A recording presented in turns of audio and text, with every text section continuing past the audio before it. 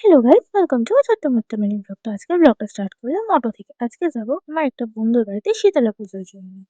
এদিকে আমি লেট করার কারণে বিপাশা আমার জন্য নাকি ১ ঘন্টা ধরে স্টেশনে দাঁড়িয়েছিল। তারপরে কথা বলতে বলতে আমরা উঠে পড়েছিলাম অটোতে সেই বন্ধুর বাড়ি যাওয়ার জন্য। ও একটু ফোনে বিজি ছিল, কারণ আমাদের যেহেতু একটু লেট হয়ে গেছিলো, তো বন্ধুরাও ফোন করছিল, বাট জাস্ট জ্যাম।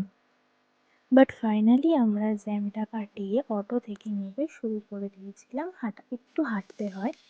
তারপর যেহেতু ওদের বাড়ি যাওয়ার আগে মাঝখানে আমাদের আরেকটা বন্ধুর বাড়ি পড়ে, তো তার বাড়িতে ফার্স্টে এসে একটু জল টল খেয়ে তারপরেই বেরিয়েছিলাম আমরা মেন ডেস্টিনেশন আর কি, যার বাড়িতে ইনভিটেশন ছিল তার বাড়িতে যাওয়ার জন্য। বাট আমি ফুল পেয়ে এতটাই এক্সাইটেড হয়ে গেছিলাম যে আমি ভুল রাস্তায় চলে যাচ্ছিলাম। তারপরেই হঠাৎ দেখি আমাদের বন্ধু আমাদের আনতে চলে এসেছে। আমরা টাইম ওয়েস্ট না করেই চলে যাই মায়ের মন্দিরে মায়ের সাথে দেখা করতে।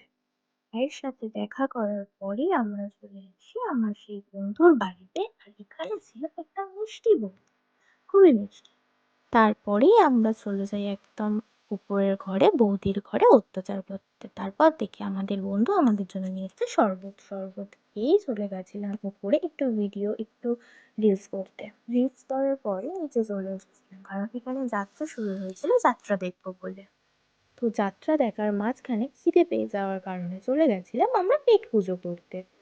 খাওয়া-দাওয়া শেষেই আমরা নিয়ে নিচ্ছিলাম একটা ছোট্ট রেস্ট। আমরা গল্প করতে করতে বৌদিও আর সামলাতে না পেরে চলে আসি সাথে গল্প করতে। তো করতে করতে বৌদি নিয়ে চলে আসে আমাদের জন্য আইসক্রিম।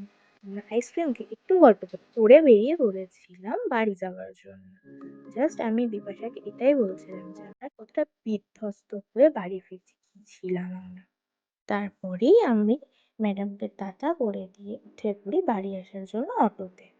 তো অটো থেকে নেমে সোজা হাঁটতে হাঁটতে চলে এসেছিলাম বাড়ি। তো আজকের ব্লগটা এইটুকুই। কেমন হয়েছে জানিও, আর মাইক না থাকার কারণে একটু সাউন্ড প্রবলেম হচ্ছে, ম্যানেজ করে নিও। টাটা।